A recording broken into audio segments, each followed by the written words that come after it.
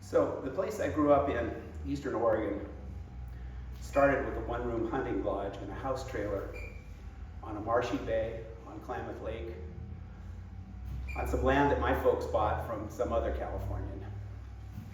We started by building a barn and a corral for our donkey and our horse and our one steer. And then we extended the barn roof over the trailer because it leaked. Later, when we junked the trailer and the horse and the donkey retired and the steer moved through our freezer, we turned the corral into pheasant pens and the barn into a brooder house where we hatched pheasant eggs. When we got out of the pheasant business, we turned the well-fertilized bird pens into a kitchen garden, and we turned the brooder house into a workshop. The workshop was so ugly that my mother insisted that we hide it, so we built greenhouses in front of it. Things evolved. Structures got new lives. Even the horse and pheasant poop got recycled into vegetables and fruits. And when we needed a new structure, we sprawled because we had some land. We built our rambling house in 4 separate extensions of the one-room hunting lodge. We built a guest cottage, a storehouse, and another little house just to shoot pool in. We built 2 log cabins to rent to duck hunters and tennis players, a swimming pool and 2 tennis courts for those tourists, and a covered boat dock. And we built sheds and outbuildings. When we gathered to spread my parents' ashes back in 1995, all these structures were falling apart. More charitably, they were relaxing. That was a term my mother had used for the beautiful old barns in the country around us that were bleached by the sun all summer and pressed by the snow all winter.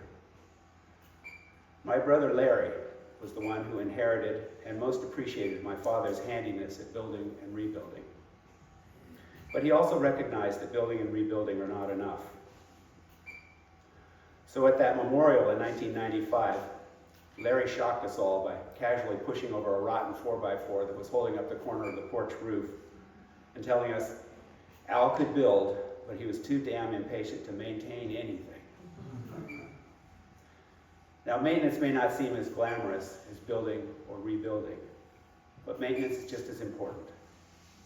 Indeed, sometimes the line between rebuilding and maintenance is invisible to all but the accountant, whose decision on what to expense this year as maintenance and what to depreciate over the next 20 years as fixed asset is just arbitrary. We've been working together to rebuild our physical campus, and as a congregation in transition, we're also going to be working to rebuild some of our relations, systems, and institutions.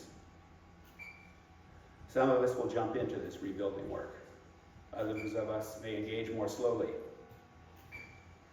But I hope that all of us stay in the maintenance business. Maintenance may be smaller in scope than building, a matter of daily details more than grand vision. Sometimes it's just a matter of showing up and pitching in. But the rewards of maintenance are as perpetual as its duties. Each of us who maintain the love that binds this community should know that we too are building and rebuilding this church.